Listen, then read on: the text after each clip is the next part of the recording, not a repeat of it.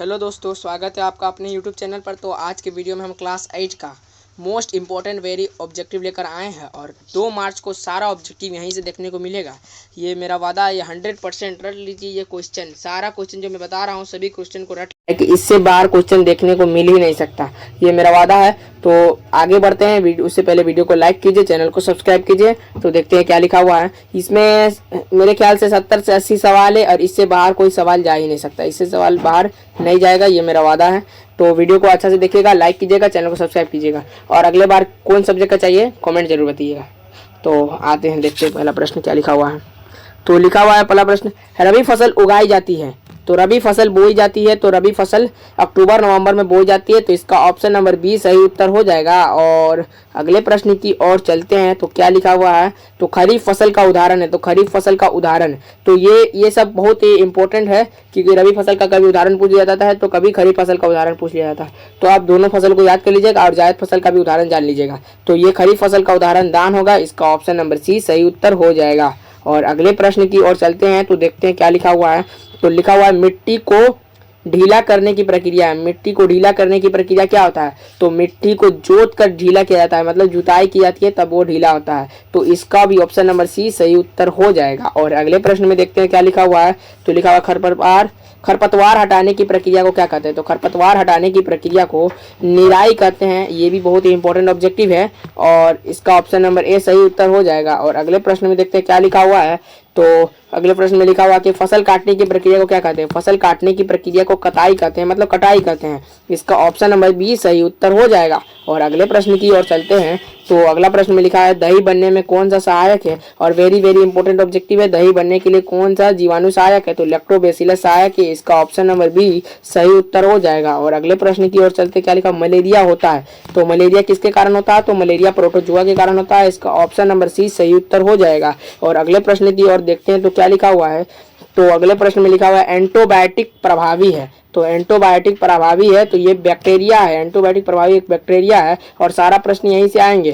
तो वीडियो को लाइक कीजिए, चैनल को सब्सक्राइब कीजिए, इसका ऑप्शन नंबर बी सही उत्तर हो जाएगा। और अगले प्रश्न में देखते हैं क्या लिखा हुआ है। और सभी प्रश्नों को एकदम ध्यान से देखिएगा क्योंकि 2 मार्च को सारा प्रश्न यहीं से देखने को मिलेगा। तो ब्रेड बनने में उपयोग किया था, ब्रेड बनाने में उपयोग किया था, तो ब्रेड बनाने में ईस्ट का उपयोग किया था, ऑप्शन नंबर ए इसका सही उत्तर हो जाएगा। और अगले प्रश्न की ओर चलते हैं। तो अगला प्रश्न टीकाकरण से बनता है, टीकाकरण बनता है, तो एंटीबॉडी, एंटीबॉडी ये लिखा हुआ हल्का गलत है, एंटीबॉडी से बनता है, इसका ऑप्शन नंबर बी सही उत्तर हो जाएगा। और अगले प्रश्न की ओर देखते हैं क्या लिखा हुआ है। दान के लिए आवश्यक है, ये बहुत इंपॉर्टेंट ऑब्जेक्टिव है, वेरी वेरी ऑब्जेक्टिव यहाँ पर लिख दीजिए। ये क्वेश्चन तो समझिए आपके बोर्ड एग्जाम में छप गया है। तो दान के लिए आवश्यक है, तो दान के लिए हमारा ऑक्सीजन आवश्यक है। किसी भी चीज को अगर हम जलाएंगे, अगर कागज को जलाना है तो इसके लिए हमें ऑक्सीजन की आवश्यकता होती है, तो इसका ऑप्शन नंबर ए सही उत्तर हो जाएगा। एलपीजी का पूरा नाम क्या है, तो एलपीजी का पूरा नाम होता है लिक्विड पेट्रोलियम गैस, इसका ऑप्शन नंबर बी सही उत्तर हो जाएगा, liquid petroleum gas, liquefied petroleum gas, तो ऑप्शन नंबर बी इसका सही उत्तर हो जाएगा। और अगले प्रश्न में देखते हैं क्या लिखा हुआ। तो सीएनजी का भी पूरा नाम जान लीजिएगा। और अगले प्रश्न में देखते हैं क्या, ज्वाला का सबसे गर्म भाग, ज्वाला का जो सबसे गर्म भाग होता है ना, ये देखिए ये आग है, ये आग है, तो इसका सबसे गर्म भाग होता है बाहरी भाग, ये सब इसका गर्म भाग होता है। ये देखिए ये लकड़ी है और आग, तो सबसे बाहरी भाग ये सब इसका गर्म भाग होता है। और अगले इसका ऑप्शन नंबर डी सही उत्तर हो जाएगा। तो अगले प्रश्न में देखते हैं क्या लिखा हुआ है। अपूर्ण दहन से बनता है, अपूर्ण दहन से कार्बन डाइऑक्साइड बनता है, सीओ बनता है, कार्बन डो, तो इसका ऑप्शन नंबर बी सही उत्तर हो जाएगा। अगले प्रश्न में देखते हैं क्या लिखा हुआ है। तो देखिए पेट्रोलियम का उत्पाद है, तो पेट्रोलियम डीजल का उत्पाद है, तो ये डीजल का उत्पाद है, तो इसका ऑप्शन नंबर बी सही उत्तर हो जाएगा। और अगले प्रश्न में क्या लिखा हुआ है। तो अगला प्रश्न में लिखा हुआ बल का SI मात्रक क्या है, और वेरी वेरी इंपॉर्टेंट ऑब्जेक्टिव, ये भी ऑब्जेक्टिव आपके बोर्ड एग्जाम में छप गया है। तो बल का SI मात्रक न्यूटन है, इसका ऑप्शन नंबर बी सही उत्तर हो जाएगा। और अगले प्रश्न में क्या लिखा हुआ है देखते हैं। दाब बराबर क्या, ये हर साल बोर्ड एग्जाम में पूछा जाता है, तो दाब का होता है बल बटा क्षेत्रफल, इसका ऑप्शन नंबर बी सही उत्तर हो जाएगा। समझिए ये ओरिजिनल पेपर है और सभी प्रश्नों को एकदम ध्यान से कीजिएगा और एक बार नहीं से 2 बार पढ़ लीजिएगा तो आपके दिमाग में एकदम अच्छे से घुस जाएगा। और अगले प्रश्न देखते हैं। तरल दाब कार्य करता है, तो सभी दिशा में कार्य करता है, तो इसका ऑप्शन नंबर सी सही उत्तर हो जाएगा। और अगले प्रश्न की ओर चलते क्या लिखा हुआ है। प्रकाश संश्लेषण में होता है, तो प्रकाश संश्लेषण में क्या होता है, तो प्रकाश संश्लेषण होता है तो किससे होता है, तो ये पत्तियों द्वारा होता है, पत्तियों द्वारा होता है। प्रकाश संश्लेषण जो होता है ये पत्ती द्वारा होता है, इसके द्वारा होता है। ये सूर्य की किरणों से रोशनी लेकर अपना भोजन बनाती है, तो प्रकाश संश्लेषण पत्तियों द्वारा होता है। और अगले प्रश्न में देखते हैं क्या लिखा हुआ। लोहे पर जंग लगने के लिए आवश्यक है। लोहे पर जब जंग लगता है उसके लिए क्या आवश्यक है? तो ऑक्सीजन और जल आवश्यक है। लोहे पर जब जंग लगेगा तो ऑक्सीजन और जल आवश्यक है। ऑक्सीजन और जल के संपर्क पर आकर लोहे पर जंग लगता है। तो अगले प्रश्न में देखते हैं क्या लिखा हुआ। इसका ऑप्शन नंबर सी सही उत्तर हो जाएगा। और अगला प्रश्न क्या लिखा, सबसे कठोर प्राकृतिक पदार्थ है। तो प्रकृति में सबसे कठोर पदार्थ है और ये बहुत ही वीवीआई ऑब्जेक्टिव है। ये हीरा होगा। ये भी क्वेश्चन आपके बोर्ड एग्जाम में छप गया है, तो इसका ऑप्शन नंबर सी सही उत्तर हो जाएगा। और अगले प्रश्न में देखते हैं क्या लिखा हुआ है। तो अगला प्रश्न में लिखा हुआ है दिन रात होता है।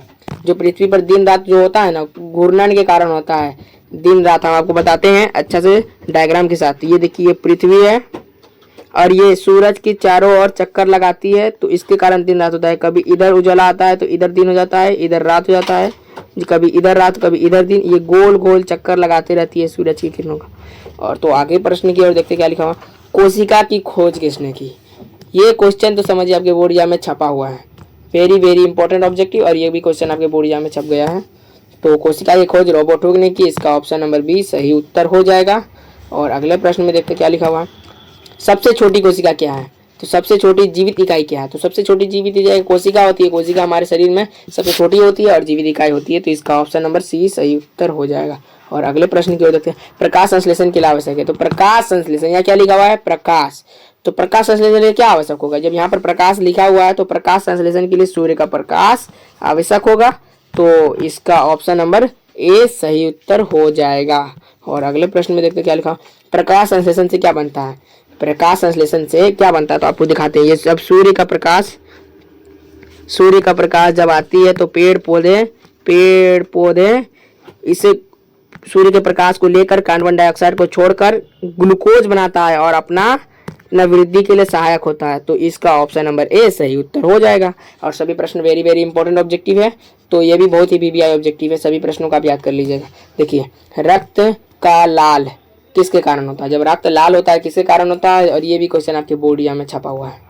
तो ये क्वेश्चन, तो ये रक्त का लाल होता है हीमोग्लोबिन के कारण। इसका ऑप्शन नंबर बी सही उत्तर हो जाएगा। 2 मार्च को देखिएगा, सारा पेपर यहीं से आएगा। और इससे 40 से 50 प्रश्न, 40 प्रश्न तो यहीं से देखने को मिलेंगे। और 10 प्रश्न और सही करना चाहते हो तो मेरा पुराना वीडियो भी आप लोग देख लीजिएगा। वीडियो को लाइक कीजिए, चैनल को सब्सक्राइब कीजिए। और देखिए, ये भी प्रश्न बहुत इंपॉर्टेंट है और बोर्ड में कभी कदार पूछे जाते हैं कि हड्डियों का ढांचा कहलाता है। जो हड्डियों का जो ढांचा होता है ना, हड्डियों का ढांचा वो क्या कहलाता है? तो हड्डियों का ढांचा कंकाल कहलाता है। इसका ऑप्शन नंबर बी सही उत्तर हो जाएगा। और अगले प्रश्न में क्या लिखा हुआ है? तो अगला प्रश्न भी वेरी वेरी इंपॉर्टेंट है और ये बायोलॉजी का है। तो ओजोन परत बचाती है। तो ओजोन परत हमें बचाती है तो यूवी किरणें, मतलब पराबैंगनी किरणें से बचाती है, मतलब हानिकारक किरणों से बचाती है। हानिकारक किरणों से बचाती है। हाँ। और अगले प्रश्न में देखते हैं क्या लिखा हुआ। जीवित रहने के लिए, जीवों को रहने के लिए क्या चाहिए? तो आप लोग सब जानते हैं जीवों को रहने के लिए पहले क्या चाहिए? तो जीवों को रहने के लिए पूछा हुआ है, तो जीवों को रहने के लिए आवास चाहिए। इसका ऑप्शन नंबर ए सही उत्तर हो जाएगा। अब बोलेगा जीवों को जीवित रहने के लिए क्या चाहिए? तो भोजन चाहिए, वायु चाहिए, लेकिन अभी यहाँ रहने के लिए पूछा है तो इसलिए इसका ऑप्शन नंबर ए सही उत्तर हो जाएगा, आवास। और अगले प्रश्न में क्या देखते हैं। पारिस्थितिक तंत्र में शामिल होते हैं। पारिस्थितिक तंत्र में जीवित निर्जीव दोनों वस्तु शामिल होते हैं। सजीव निर्जीव दोनों वस्तु शामिल होते हैं। पारिस्थितिक मतलब क्या होता है? मतलब पृथ्वी पर ढेर सारे पेड़ पौधे, जीव जंतु, मानव, निर्जीव जीव, ये सब संतुलन बनाए रखते हैं, तो ये होगा ऑप्शन नंबर सी, इसका सही उत्तर हो जाएगा। और अगले प्रश्न देखते हैं। और ये भी क्वेश्चन बहुत इंपॉर्टेंट है, ये देख लीजिए। ये क्वेश्चन को आपको दिखा देते हैं। ऐसी कौन सी धातु है जो मुलायम होती है जिसे चाकू से आसानी से काटा जा सकता है? तो कौन सी धातु है जो मुलायम होती है, एकदम मुलायम होती है, जिसे चाकू से आसानी से काटा जा सकता है? तो ये होती है सोडियम। सोडियम बहुत मुलायम होती है और इसे चाकू से आसानी से काटा जा सकता है, तो इसका ऑप्शन नंबर सी सही उत्तर हो जाएगा। और अगले प्रश्न में देखते हैं। और बहुत ही अभिक्रियाशील भी होती है सोडियम। तो अगले प्रश्न में देखते हैं। नेत्रहीन आंखों, दिव्यांग, मतलब जो दिव्यांग होता है, मतलब जो अंधा होता है, तो वो किस लिपि से पढ़ लिख सकता है? तो ब्रेन लिपि से पढ़ लिख सकता है, तो इसका ऑप्शन नंबर सी सही उत्तर हो जाएगा। तो वो ब्रेन लिपि से पढ़ सकता है। तो सभी प्रश्न वेरी वेरी इंपॉर्टेंट है। तो अगले प्रश्न में देखते हैं, और अगला प्रश्न भी बहुत इंपॉर्टेंट है और हर साल बोर्ड एग्जाम में पूछा जाता है, हर साल वेरी वेरी इंपॉर्टेंट, और इस साल भी पूछे जाएंगे ही जाएंगे। तो देखते हैं क्या लिखा हुआ है। आवेश कितने प्रकार के होते हैं? तो आवेश 2 प्रकार के होते हैं। और कौन कौन आवेश होते हैं अगर आप चाहें तो मैं आपको बता देता हूँ। आवेश होते हैं 2 प्रकार के होते हैं, आपको बता रहा हूँ। आवेश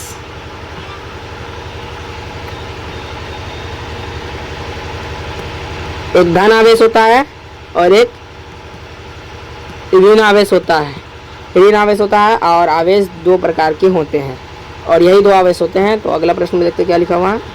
तो देखिए अब लिखा हुआ कि निम्न में कौन पदार्थ नहीं है? कौन पदार्थ नहीं है? तो देखिए कौन पदार्थ नहीं, आपको पढ़िए। लालटेन, लालटेन आप जानते हैं ये एक पदार्थ है जो स्थान गिरती है। पदार्थ किसे कहते हैं? जो स्थान गिरता है, जिसका वजन होता है, जिसका भार होता है, तो उसे पदार्थ कहते हैं। तो लालटेन स्थान गिरती है, ठीक है। चम्मच भी स्थान गिरती है, इसका भी वजन होता है, इसका भी भार होता है।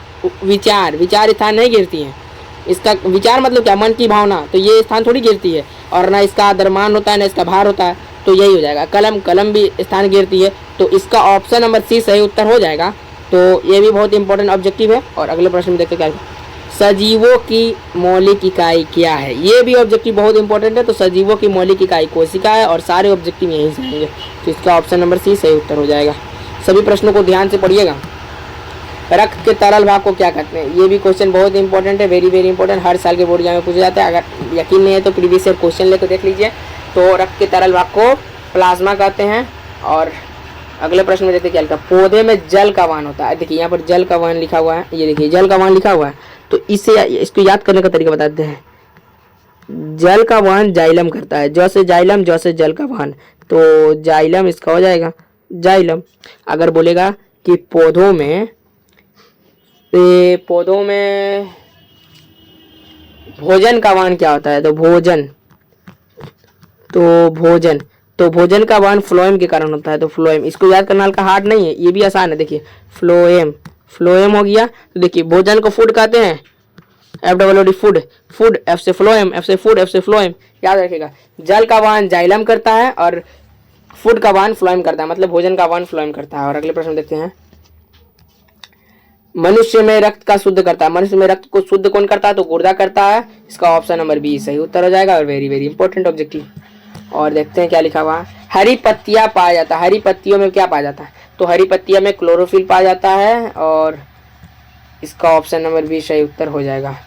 और अगले प्रश्न में देखते हैं क्या लिखा हुआ है। अगला प्रश्न में लिखा हुआ मानव शरीर की सबसे छोटी हड्डी कहाँ पाई जाती है?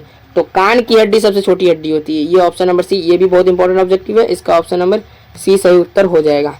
और अगर पूछा सबसे बड़ी हड्डी क्या होगा? अगर छोटी हड्डी की जगह पर अगर बड़ी हड्डी पूछ दिया तो क्या करिएगा? तो जांग की हड्डी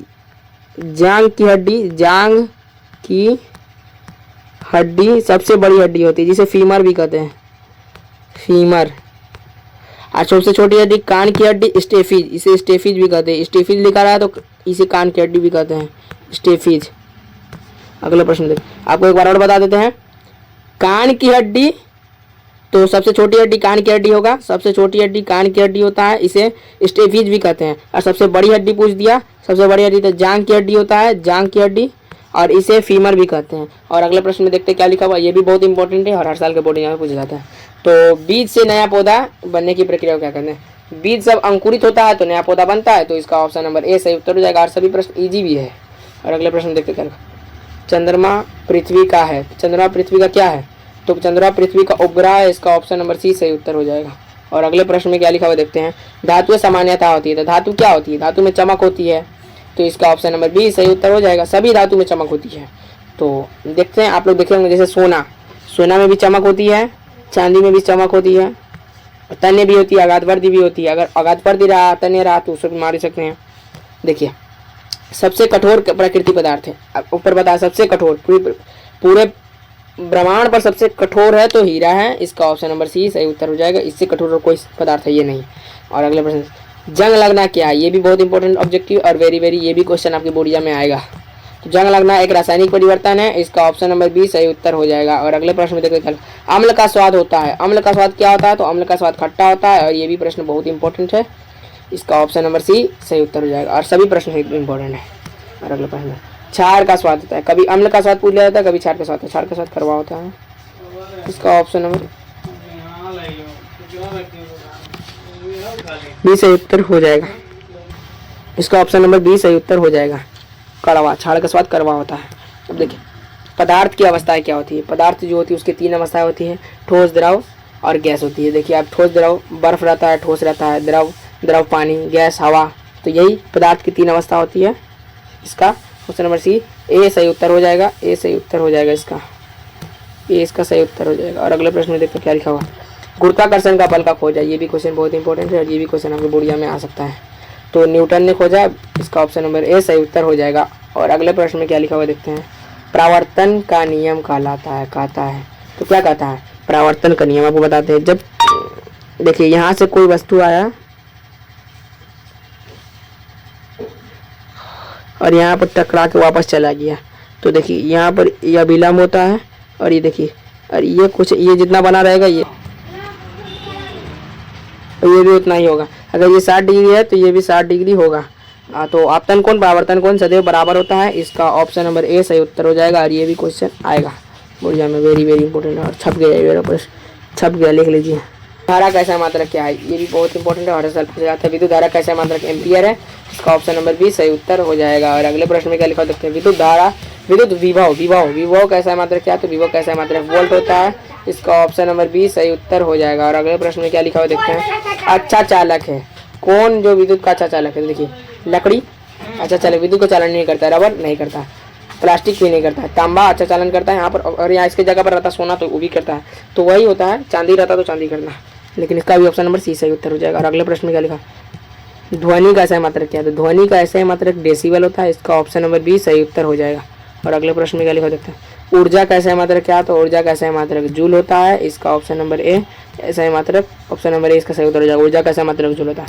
और शक्ति का ऐसा मात्रक क्या लिखा, इसको याद करने का तरीका। शक्ति का ऐसा मात्रक वाट, शक्तिमान सबका वाट लगा देता है, याद रखिएगा, शक्तिमान सबका वाट लगा देता है। तो शक्ति का ऐसा मात्रक वाट हो जाएगा। पीएच स्केल की सीमा होती है। पीएच स्केल की सीमा 0 से 14 होती है। यहाँ पर पीएच स्केल है, यहाँ 0 रहता है और यहाँ पर 14 रहता है। और देखिए यहाँ ये 7 से कम या 7 से कम या 7 ये अम्ल होता है या क्षार होता है या उदासीन होता है। उदासीन, अगर पूछे जल क्या होता है तो जल उदासीन होता है। ये जल उदासीन होता है, इसीलिए जल का स्वाद ना खट्टा होता है ना कड़वा होता है, इसीलिए जल उदासीन होता है। तो ये होता है पीएच स्केल। और अगले प्रश्न में देखते क्या लिखा हुआ है। CO2 है, तो CO2 क्या है। CO2 एक गैस है। कार्बन डाइऑक्साइड क्या है, गैस है ना। और अगले प्रश्न में देखते हैं। समान आवेश में क्या होता है। समान आवेश में प्रतिकर्षण होता है, मतलब कुछ नहीं होता है, प्रतिकर्षण होता है। समान आवेश में प्रतिकर्षण होता है। देखिए समान आवेश, अगर यह लड़का है और ये भी लड़का है तो उसमें कुछ होगा नहीं होगा। समान आवेश में प्रकृति प्रतिकर्षण होता है। और अगर असमान आवेश पूछ लिया तो असमान आवेश में आकर्षण होता है। सूर्य है, तो सूर्य क्या है। सूर्य एक तारा है। ये मत सोचिएगा कि सूर्य एक धूमकेतु उपग्रह ग्रह है। सूर्य एक तारा है, ये भी बहुत इंपॉर्टेंट है और ये भी क्वेश्चन आपके बोर्ड में आ सकता है।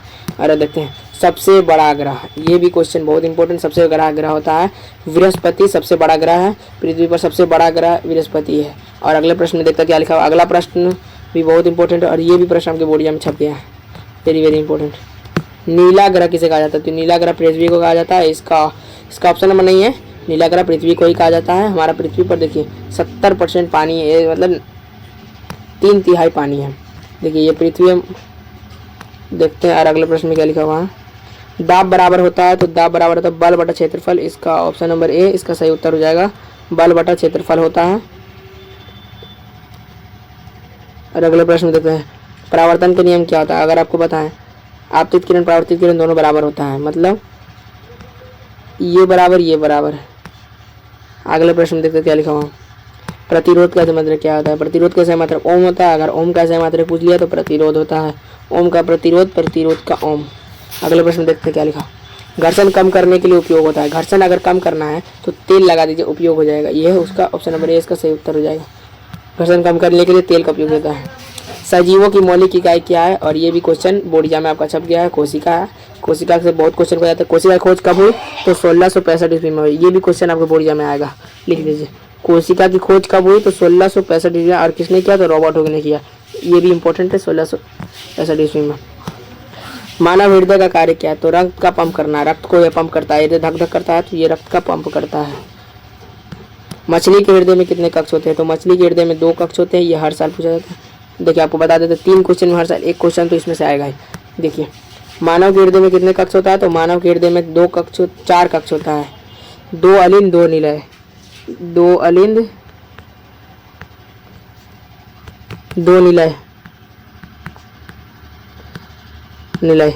और मछली के हृदय में कितने कक्ष होता है? तो 2 कक्ष होता है। और मेढक के हृदय में कितने कक्ष होता है? तो 3 कक्ष होता है। यार ये तीनों क्वेश्चन में से एक क्वेश्चन आपके बोर्डिया में छप गया, लिख लीजिए।